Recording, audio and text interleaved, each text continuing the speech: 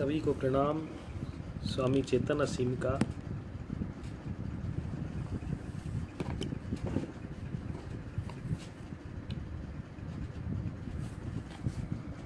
आप सोच रहे होंगे कि मैं प्रतिदिन वीडियो जारी करता हूँ, उसके क्या कारण है।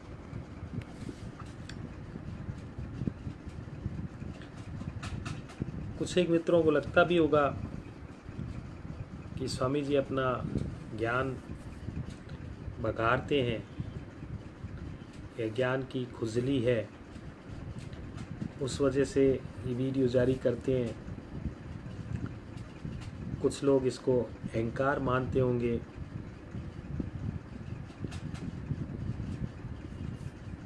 क्या सही है क्या गलत, इसका मुझे भी ज़्यादा कुछ पता नहीं है।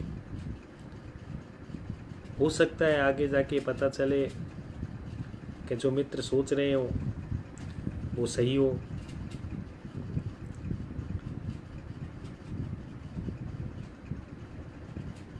इसके बारे में निश्चित तौर पर कुछ भी कहना आज के समय में मेरे लिए बड़ा कठिन है कि ऐसा मैं क्यों कर रहा हूँ। सूक्ष्म स्तर पर बहुत सी ग्रंथियाँ होती हैं, बहुत सी गांठें होती हैं जिसका कई बार पता नहीं भी चलता है, और हम जो कृत्य कर रहे हैं उसका हमें बाद में पता चलता है कि ऐसा हम क्यों करते थे। जब हमारी विकास की यात्रा और आगे बढ़ती है, भीतर और ज़्यादा चीज़ें खुलती हैं, स्पष्ट होती हैं, तब धीरे धीरे पता चलता है कि हाँ, यह मेरी बीमारी थी या मेरा स्वास्थ्य था। तो जो लोग ऐसा सोचते होंगे, जो मित्र ऐसा सोचते होंगे कि स्वामी जी अपनी ज्ञान की जो बीमारी है, खुजली है,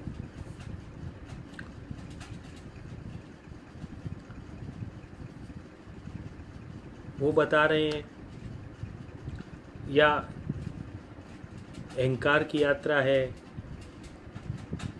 महत्वाकांक्षा की यात्रा है, या जो कुछ भी सोच रहे हैं, हो सकता है कि ऐसा वह सही सोच रहे हों, क्योंकि जिस स्थिति में मैं आज अपने आप को पाता हूं, मैं स्वयं भी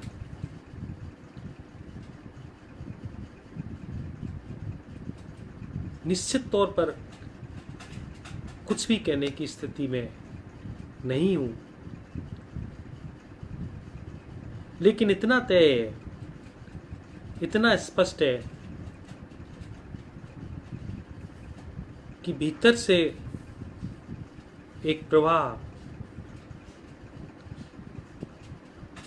एक धारा बहती है जो भीतर से प्रेरित करती है कि कुछ बोला जाए, कुछ बताया जाए।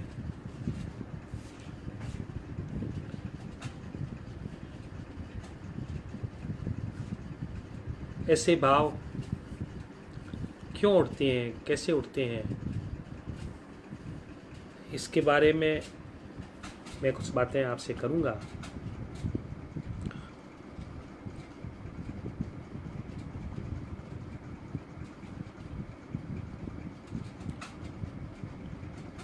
आजकल सोशल मीडिया का समय है और हर व्यक्ति, लगभग प्रत्येक व्यक्ति सोशल मीडिया का किसी न किसी रूप में उपयोग कर रहा है, और उसमें मैं देखता हूँ कि ओशो के शिष्य भी पीछे नहीं है।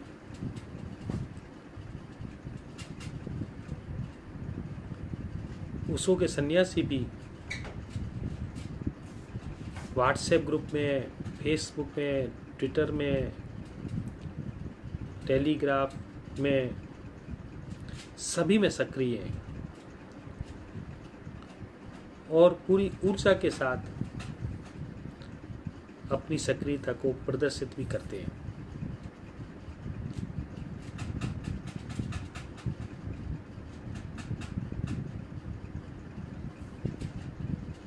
लेकिन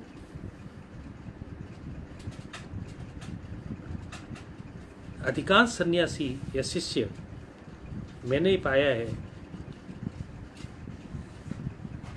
कि वह ओशो के कार्य को प्रचारित करने के लिए, ओशो की देशना को फैलाने के लिए जो कार्य कर रहे हैं उसमें सबसे महत्वपूर्ण है कॉपी और पेस्ट करना। वे ओशो के कोई भी प्रवचन उनके पास आते हैं, उनको कॉपी करते हैं और फिर दूसरे ग्रुप में या दूसरी पोस्ट में पेस्ट कर देते हैं।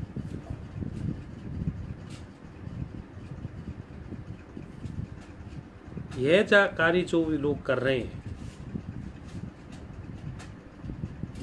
वह जरूरी नहीं है कि ओशो से जुड़ करके वे कोई गंभीरता से साधना कर रहे हो, ध्यान कर रहे हो।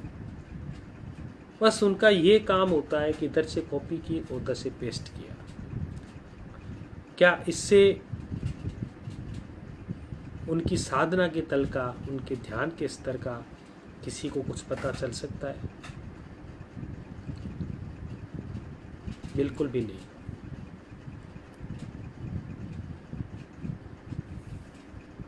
कुछ लोग ओशो का वीडियो इधर आया उधर फॉरवर्ड किया, ओशो का ऑडियो इधर आया उधर फॉरवर्ड किया।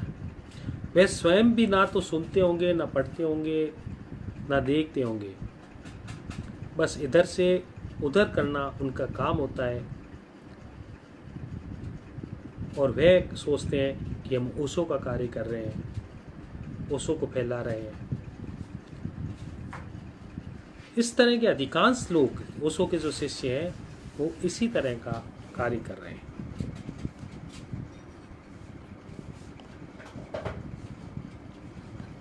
ठीक है, उनके इस कार्य से ओशो का प्रचार प्रसार हो रहा है, ओशो का की देशना फैल रही है, लेकिन ओशो क्या कह गए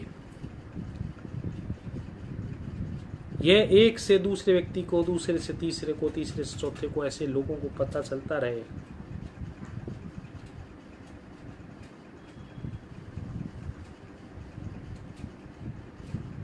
इससे क्या उन्हें यह पता चल जाएगा कि ओशो जो कह गए हैं उन बातों का उनके शिष्यों पर, उनके साधकों पर क्या वाकई वो प्रभाव पड़ा है जो ओशो ने दावा किया, जो ओशो ने कहा, जो ओशो ने मार्ग बताए, उन मार्गों से क्या किसी को कुछ मिला, किसी ने कुछ पाया, किसी के जीवन में शांति घटित हुई, किसी के जीवन में आनंद घटित हुआ। ठीक है, ओशो तो बहुत सी बातें कह गई कि ऐसा ऐसा कर लीजिए, आपके जीवन में आनंद घटित हो जाएगा, इस प्रक्रियाओं से आप गुजर जाइए, आपके जीवन में आनंद घटित हो जाएगा, आपके जीवन में मौन छाएगा, आपके जीवन में शांति छाएगी। लेकिन ओशो की बातें सब ठीक हैं, बहुत अच्छी हैं, सबको समझ में भी आती हैं, लेकिन क्या जिन लोगों ने उन प्रयोगों को किया है उन लोगों के जीवन में ऐसा घटित हुआ है या नहीं हुआ है? क्या यह ओशो के मैसेज फॉरवर्ड करने से लोगों को पता चल जाएगा, जानकारियां हो जाएंगी? या ओशो के वीडियो को आपने इधर से उधर डाल दिया, इससे क्या लोग जिन्होंने इस मार्ग में यात्रा की है उन्होंने क्या पाया इसका पता चल जाएगा?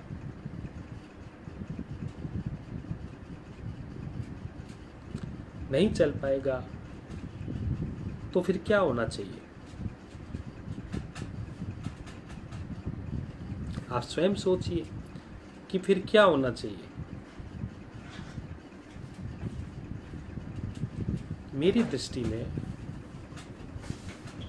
अब समय आया है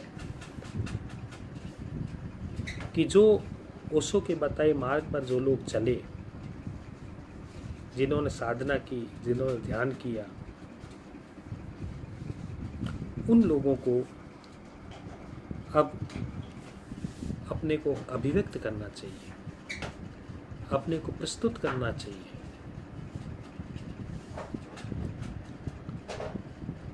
ताकि उनकी अभिव्यक्ति, उनका प्रस्तुतिकरण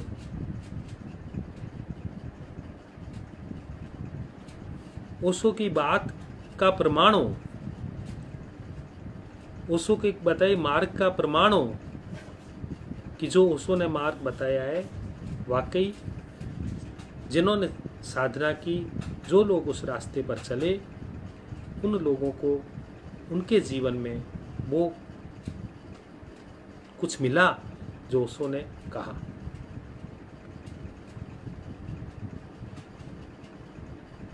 तभी तो ओशो के काम को प्रमाणित होगा, ओशो का काम हम लोगों को पता चलेगा।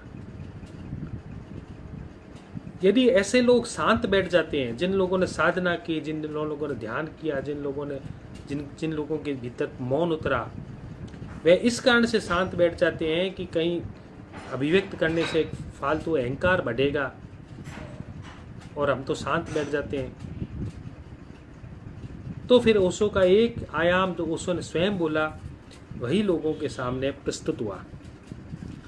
लेकिन ओशो के बताई मार्ग पर चलने पर लोगों को क्या मिला, साधकों को क्या मिला, क्या उनके जीवन में आनंद घटित हुआ, उनके जीवन में शांति घटित हुई, यह पता तभी चल पाएगा तब ऐसे लोग सामने आएंगे जिन लोगों ने ओशो के बताई मार्ग पर साधना की है, यात्रा की है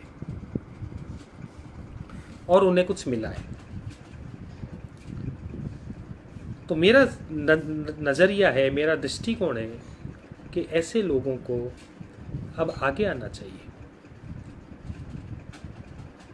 अब हो क्या रहा है, बड़े मज़े की बात है, हो क्या रहा है कि ऐसे लोग सामने आ रहे हैं जिन लोगों ने ओशो को केवल बाहर से समझ लिया, सीख लिया और वो अपनी बेवकूफ़ियाँ सोशल मीडिया के माध्यम से दूसरों को प्रस्तुत कर रहे हैं। और उनकी बेवकूफ़ियों के कारण लोग ये समझते हैं कि ओशो ने ऐसे ही मार्ग बताए होंगे, तभी उनके शिष्य ऐसे नज़र आते हैं। कुछ दिन पहले मैंने फेसबुक में देख रहा था, एक स्वामी जी शराब का प्याला, शराब के पैग ले रहे हैं और शराब के पैग लेकर के अपने को ओशो सन्यासी बताते हैं और स्त्रियों के लिए भी बड़े भद्दे भद्दे शब्दों का प्रयोग करते हैं, गालियां देते हैं।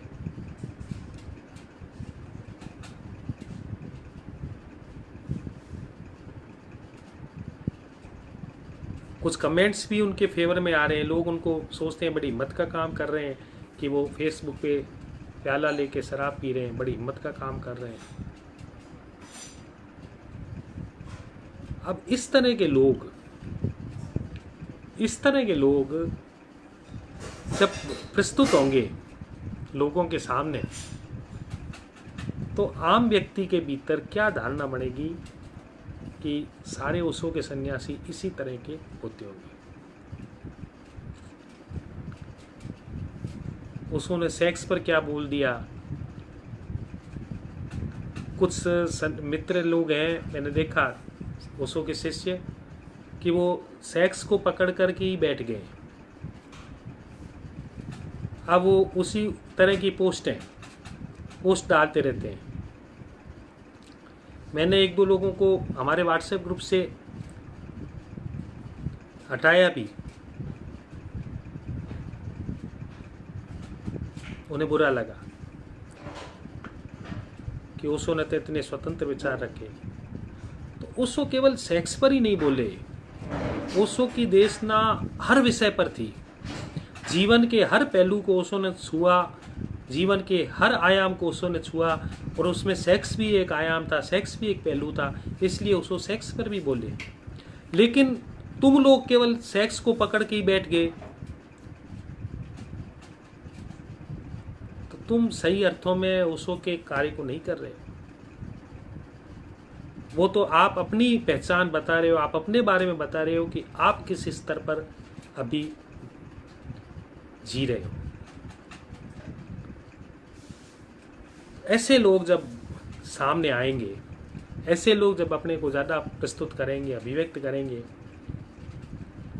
तो लोगों के दिमाग में यही होगा कि ओशो ने बातें तो बहुत ऊंची ऊंची की होंगी, लेकिन उन बातों से भी लोगों के जीवन में क्या रूपांतरण हुआ, लोगों के जीवन में क्या क्रांति घटित हुई। आप अभी वहीं खड़े हो, अभी वहीं उसी स्थिति में हो जहां हर व्यक्ति है।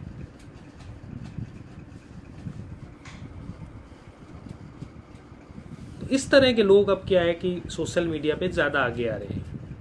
जो लोग ओशो की साधना के मार्ग पर नहीं चल रहे, ओशो के बताए मार्ग पर नहीं चलते, केवल कॉपी करते हैं और पेस्ट कर देते हैं। इधर से वीडियो लिया, उधर वीडियो फॉरवर्ड किया, इधर से ऑडियो उठाया, उधर से ऑडियो को डाला,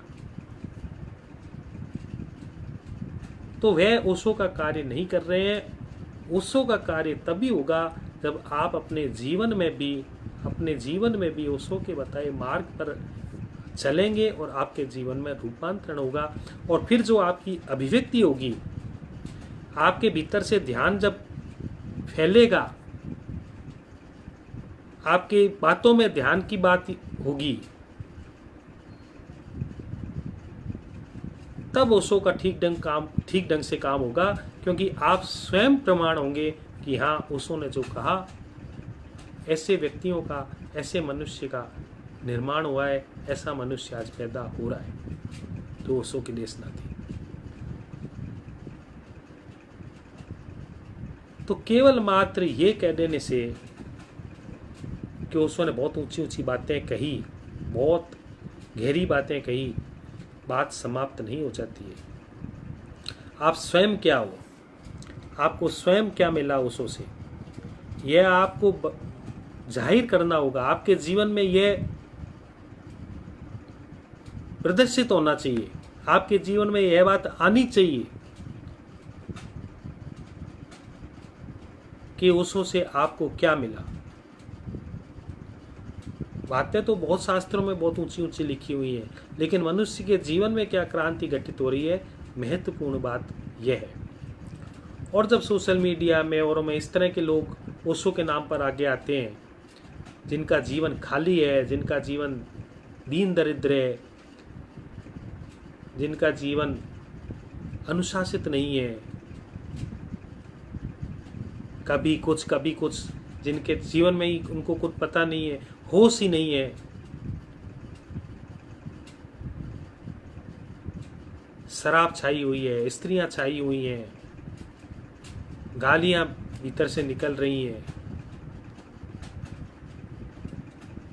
ध्यान नहीं करते, केवल ओशो को पढ़ लिया, सुन लिया और कॉपी पेस्ट की और आगे निकल गए। तो ऐसे लोग जब प्रदर्शित होते हैं, तब साधकों का यह दायित्व होता है, जो पुराने सन्यासी, गहरे सन्यासी, जो ओशो के साथ रहे, जिन्होंने साधना की और जो निरंतर ध्यान में नियमित तौर पर लगे हुए हैं, ऐसे लोगों को मेरा मानना है कि अब आगे आना चाहिए, उन्हें ओशो को प्रस्तुत करना चाहिए।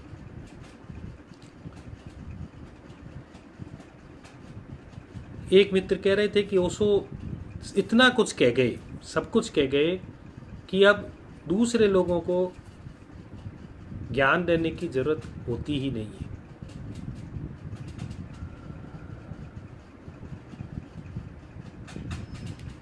उन्नीस 1990 में ओशो ने अपना शरीर छोड़ दिया।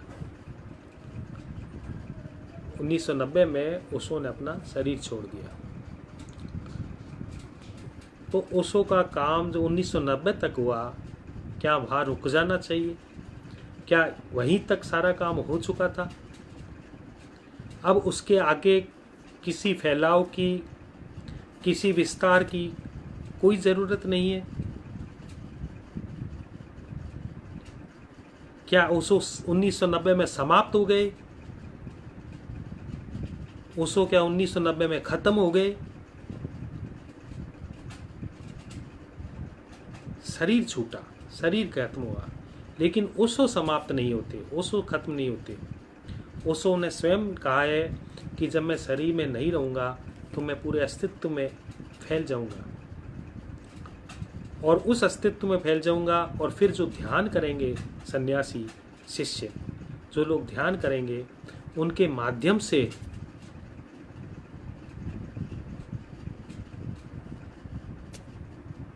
वो प्रकट होंगे, उनके माध्यम से वो फैलेंगे।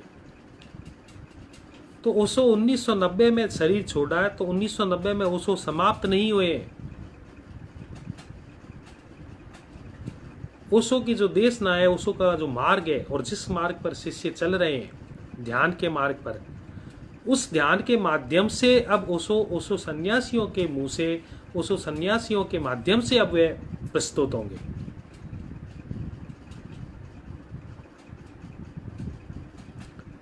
सत्य कभी समाप्त नहीं होता है, विभिन्न रूपों में, अलग अलग रूपों में, अलग अलग ढंग से प्रस्तुत होता है। तो ओशो 1990 के बाद अब उनके शरीर में नहीं है, तो अब वो किस माध्यम से अपने को प्रस्तुत करेंगे? कौन सा माध्यम है जिसके माध्यम से ओशो अब हमारे सामने आएंगे? वो माध्यम है जो लोग ध्यान कर रहे हैं, जो लोग साधना में लगे हैं, जिनका ओशो के प्रति शिष्य का भाव है, जो ओशो को गुरु मानते हैं, उस मान करके वही अपने ओशो को गुरु मानकर ध्यान में डूबते हैं, उन्हीं के माध्यम से, उन्हीं लोगों के माध्यम से ओशो प्रस्तुत होंगे। लेकिन ध्यानी लोग जो हैं, वो यह सोचकर बैठ जाते हैं कि हम बोलेंगे कहीं अहंकार के व्यक्ति ना लोग समझ लें, कहीं ऐसा ना समझ लें कि ये ज्ञान बांट रहा है, इस कारण से वो चुप हो जाते हैं। तो वे अपने को ही नहीं रोक रहे हैं, वे अपने को ही नहीं रोक रहे हैं। ध्यान के माध्यम से जो भाव अभिव्यक्त होने वाले थे, उन भावों को रोक करके वे ओशो के कार्य को भी रोक रहे हैं। क्योंकि अब ओशो के पास और कोई माध्यम नहीं, ओशो के पास आप लोग ही माध्यम हो, साधक ही माध्यम है, जो ओशो के कार्य को अभिव्यक्त कर सकता है, फैला सकता है, प्रदर्शित कर सकता है। उनका जीवन ओशो की देशना का प्रमाण होगा। ओशो का ज्ञान, दिया हुआ ज्ञान ही प्रमाण नहीं है, उसकी प्रमाण का रिजल्ट कैसे पता चलेगा? रिजल्ट जब ओशो के साधक सामने आएंगे, ध्यान करने वाले लोग सामने आएंगे, वो अभिव्यक्त होंगे, वो प्रदर्शित होंगे, उनके भीतर निरहंकार की बात महसूस होगी, उनके भीतर प्रेम महसूस होगा, तब पता चलेगा कि ओशो ने जो कार्य किया है वह खाली किताबों तक ही नहीं, ऑडियो तक ही नहीं, वीडियो तक ही नहीं था, वह लोगों के जीवन की, उनकी मांस मज्जा में, उनके खून की एक एक बूंद में, उनके भीतर के भावों में, उनके विचारों में, सभी जगह अब धीरे धीरे व्याप्त होने लगा है, और वह प्रदर्शित भी होने लगा है। तो जो फर्जी सन्यासी जो सोशल मीडिया पर दिख रहे हैं, कॉपी पेस्ट करने वाले, ऑडियो को इधर से उधर करने वाले, वीडियो को इधर से उधर करने वाले, इनके भीतर यदि ध्यान की ज्योति हो तो उन्हें खुद को भी अभिव्यक्त करना चाहिए। वरना ऐसे लोग जिनके भीतर कुछ भी नहीं है और केवल ओशो का प्रचार प्रसार वो कर रहे हैं, तो वह सही अर्थों में प्रचार प्रसार नहीं है। तो बहुत अलग ढंग की बातें हैं। ओशो का काम इतना अलग ढंग से किया गया है कि यदि वास्तव में हम ध्यान के मार्ग में जाएं, साधना के मार्ग में जाएं, तब हमें पता चलेगा कि हमारे भीतर से किस तरह की बातें ध्यान के द्वारा, प्रेम के द्वारा अभिव्यक्त होती है। और वो हमें अभिव्यक्त करनी भी चाहिए, इसमें कोई बुरी बात नहीं है। तो ऐसे सन्यासियों से मैं आग्रह करूंगा, निवेदन करूंगा, चाहूंगा कि जो लोग साधना में रहते हैं, गहरे ध्यान में हैं, गहरे ध्यान के साथ साथ जो प्रामाणिक है, ईमानदार है, ये भी बहुत महत्वपूर्ण है कि प्रामाणिकता, ईमानदारी ये भी बहुत ज़रूरी है कि जो एकदम सत्य को सत्य की तरह देखते हैं। ऐसे बहुत से साधक हैं मेरी नज़र में जो जरूरी नहीं कि ओशो का ध्यान कर रहे हों, लेकिन वो जय कृष्णमूर्ति को भी समझ रहे हैं, एकार्ट को भी समझ रहे हैं, मूची को भी समझ रहे हैं, और अपने जीवन को बड़े ईमानदारी से, बड़े सूक्ष्म ढंग से अपने को देखते हैं, और जीवन के तथ्यों को बड़े ईमानदारी से देखते हैं, फैक्ट को फैक्ट की तरह देखते हैं, किसी तरह से उन्हें लाग लपट नहीं करते। ऐसे लोग भी मैं मानता हूँ कि उसी श्रेणी के हैं जो लोग ओशो के सन्यासी साधना कर रहे हैं, उसी श्रेणी में वो लोग भी हैं। उन लोगों को भी आगे आना चाहिए, उन लोगों को भी अभिव्यक्त होना चाहिए, क्योंकि वास्तव में ऐसे लोग ही आगे आएंगे। तब पता चलेगा कि ओशो ने जो मूल जड़ों में काम किया है, लोगों की मूल जड़ों में जो उन्होंने क्रांति लाई है, वो क्रांति कैसी होती होगी, वो तब स्पष्ट होगी, तब ऐसे लोग सामने आएंगे। अब घर पे बैठ गए, मौन बैठे हैं, ध्यान कर रहे हैं, वर्षों वर्षों तक बैठे हैं, ध्यान कर रहे हैं, और साहब अभिव्यक्ति तो होनी नहीं चाहिए, कहीं अहंकार खड़ा ना हो जाए, गुरु बनने की चेष्टा ना हो जाए, इस तरह के भी लोग साधना में बैठे हैं। तो उन लोगों को मैं इसीलिए निवेदन करूंगा कि ऐसे लोग जब तक सामने नहीं आएंगे, तब तक ठीक ठीक पता नहीं चलेगा कि ओशो का काम किस ढंग से हुआ है। कुछ समय पूर्व मेरे भीतर भी एक संकोच रहता था, जिसे मैं यहाँ स्पष्ट करना चाहूँगा कि मैं अपनी बात को कहने में संकोच व्यक्त करता था। इसलिए संकोच व्यक्त करता था कि लोग सोचेंगे कि भाई ज़्यादा ज्ञान बघार रहा है, अहंकार आ गया, अपने ज्ञान को प्रदर्शित कर रहे हो, ज्ञान की खुजली है। मुझे लगता है कि लोग इन चीज़ों से मेरे से नफरत करने लगेंगे, घृणा करने लगेंगे। संकोच का मतलब यही होता है, शर्म संकोच का मतलब यही होता है कि हम लोगों की नज़र में अच्छा बनना चाहते हैं, उस कारण से हम अपने को अभिव्यक्त खुल कर के नहीं कर पाते हैं। इसे शर्म और संकोच कहते हैं। अहंकार दो प्रकार के होते हैं। एक अहंकार होता है कि हम अपने को खुल कर के कहें कि मैं ऐसा हूँ, मैं वैसा हूँ, वैसा हूँ। ये अहंकार होता है सीधा सीधा दिखने वाला अहंकार, जहाँ व्यक्ति अपने को खुल कर के कह रहा है कि मैं कुछ हूँ, वो अपनी उद्घोषणा करना कि मैं कुछ हूँ। और एक छुपा हुआ अहंकार होता है, जिसको सूक्ष्म अहंकार कहेंगे, कि मैं अपने को इसलिए अभिव्यक्त नहीं करूँ कि मैं बुरा ना बन जाऊँ, मुझे लोग बुरा ना माने, मुझ पर लोग हंसे नहीं, मेरे को लोग गलत ना माने। वह होता है शर्म और संकोच। वह भी अहंकार का ही दूसरा रूप है, मुंह घुमा हुआ, दूसरी तरफ मुड़ा हुआ। बात वही है, एक तरफ आदमी अपने को कुछ प्रदर्शित करना चाह रहा है बोल करके, और एक आदमी अपने को छुपा करके प्रदर्शित करना चाह रहा है कि मैं कहीं अभिव्यक्त होने से किसी की दृष्टि में बुरा नहीं बन जाऊं। तो वह और शर्म संकोच मेरे भीतर भी रहा था कि मैंने कहा कि ज़्यादा कुछ बताऊंगा, बोलूंगा तो लोग क्या सोचेंगे। और ज़्यादातर हमारे देखते हैं कि जो ओशो जगत में ये मानते हैं कि जो ज़्यादा बोलता है वो ज़्यादा ठीक नहीं, मौन रहना चाहिए, व्यक्ति को ज़्यादा बोलना नहीं चाहिए, इस तरह से वही साधक माना जाता है। तो ऐसा सही नहीं है। आपके भीतर यदि शर्म और संकोच है तो वह भी अहंकार का ही रूप है। जिस दिन वो चीज़ आपकी समाप्त हो जाती है, आपको समझ में आ जाती है कि ये भी अहंकार ही है, तब आपके भीतर शर्म संकोच नहीं रहता है। फिर जो आपकी अभिव्यक्ति होती है वो अभिव्यक्ति आपकी प्योर होगी, उसमें आप कहीं अहंकार नहीं। फिर आपको अभिव्यक्त होना चाहिए। अब अभिव्यक्ति से बचें भी क्यों, छुपाएं भी क्यों अपने आप को। हम जैसे हैं वैसे ठीक हैं, अपने आप को प्रदर्शित करो, बोलो, बताइए, कोई दिक्कत नहीं है। लोग आपको बुरा मानेंगे तो कोई प्रॉब्लम नहीं, लोग अच्छा मानेंगे तो कोई प्रॉब्लम नहीं। आपको लोग मानेंगे कि ज्ञान बगा रहा है तो कोई समस्या नहीं, क्योंकि आप कुछ अतिरिक्त बनना चाहते ही नहीं है। आप तो अपने भीतर से जो चीज़ आ रही है उसको बाहर प्रकट कर रहे हैं मात्र, कि आपके भीतर से जो चीज़ आ रही है उसके आप बाहर प्रकट कर रहे हैं। कल अगर प्रकट नहीं होगी, कल वापस मौन हो जाएगा तो मौन बैठ जाएंगे, फिर अभिव्यक्ति आएगी तो अभिव्यक्त कर दिया। इस तरह से सरल जीवन हो जाए आपका, एकदम जीवन सरल हो जाए, कहीं किसी तरह की कोई रुकावट ना हो, कहीं किसी तरह की कोई परेशानी ना हो। जैसा आप महसूस करते हैं वैसा आप बता देते हैं, बोल देते हैं। ये सरलता और सहजता है, इसमें कहीं अहंकार नहीं है।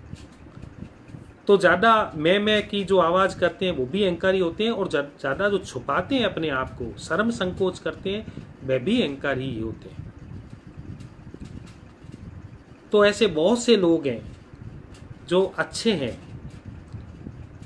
जो गहरे ध्यान में भी जाते हैं, साधना में भी अच्छे हैं, उनका जीवन भी अच्छा है, सुंदर है, सब तरह से है, लेकिन वो अपने को इसलिए अभिव्यक्त नहीं करते हैं कि वो कहीं अपने आप को प्रदर्शित करें तो उनका अहंकार खड़ा ना हो जाए।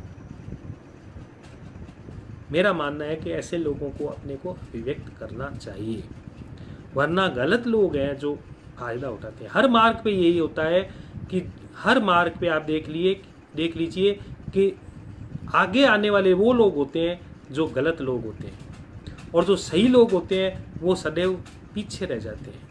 वो अपने को, क्योंकि वो अपने को अभिव्यक्त नहीं करते, उन्हें ज़्यादा प्रदर्शन करने की इच्छा नहीं होती, वो अपने जीवन से, अपने आप से मतलब रखते हैं, वो लोग कभी भी आगे नहीं आते। भले किसी भी क्षेत्र में आप देख लीजिए, अधिकांश क्षेत्रों में ऐसा ही होता है। तो चाहिए कि अच्छे लोगों को चाहिए कि वे अपने आप को प्रदर्शित करें, सामने आए, तभी जो गुरु का मार्ग है वह लोगों को स्पष्ट हो पाएगा, गुरु का कार्य ठीक ढंग से हो पाएगा। उस गुरु की देशना में, गुरु के कार्य के साथ साथ आप स्वयं उनके प्रमाण भी होंगे कि हाँ, आप ठोक बजा के कहेंगे कि मेरा जीवन ऐसा है जिसमें परिवर्तन हुआ है, मेरे जीवन में रूपांतरण हुआ है, मेरे जीवन में आनंद घटित हुआ है, मेरे जीवन में शांति घटित हुई है, मेरे भीतर जीवन में मौन घटित हुआ है। तो जो गुरु ने कहा है मैं उसका प्रमाण भी हूँ।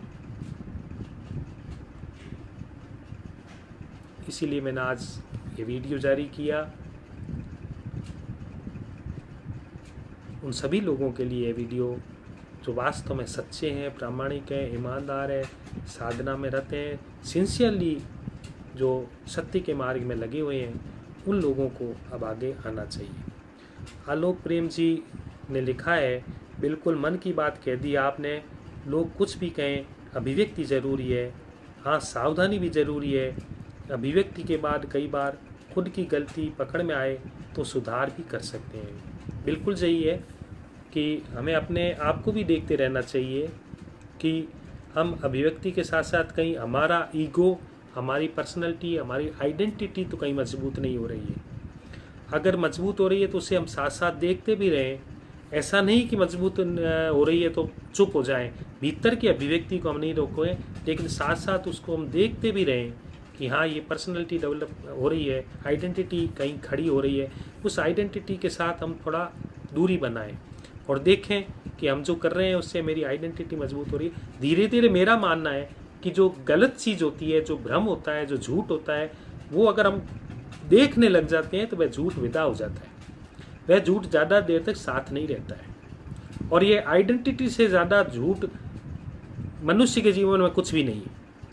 अगर सबसे ज़्यादा हर व्यक्ति किसी झूठ के साथ जी रहा है तो वह झूठ कोई बातें नहीं है कि कोई जयपुर किस तरफ है, दिल्ली किस तरफ है, उसका ज़्यादा महत्व नहीं है। पूरब कह दो, पश्चिम कह दो, कोई खास बात नहीं। वह झूठ वह है जो हम झूठ को सच मान करके बैठ गए, और वह है हमारी आइडेंटिटी। हर व्यक्ति अपनी आइडेंटिटी को, अपने नाम को इतना सत्य मान के बैठ गया है कि वह सोचता है कि वास्तव में उसी के कारण से जीवन है। तो जैसे जैसे हम उसको देखते भी रहे साथ साथ में और उसके साथ हम जीते रहे, तो धीरे धीरे वह झूठ विदा होने लगता है। वह झूठ ज़्यादा दिन तक साथ नहीं रहता है, रह भी गा, थोड़े क्षणों में आएगा, थोड़े क्षणों में चला जाएगा। यात्रा हमारी चलती रहेगी और उसको स्वीकार भी कर लें। जैसे मैं जो बोल रहा हूँ, मैं अपने को ईमानदारी से स्वीकार कर लूँ कि मेरी ध्यान की स्थिति क्या है, कैसी है, मैं बुद्धत्व को उपलब्ध नहीं हुआ, मेरे को अंतिम ज्ञान नहीं हुआ है, और उसके बाद मैं अपने को अभिव्यक्त करता हूँ। एक तो इस तरह से प्रस्तुत करना कि जैसे मुझे अल्टीमेट सब चीज़ें पता चल गई, ये होती है आपकी बेईमानी।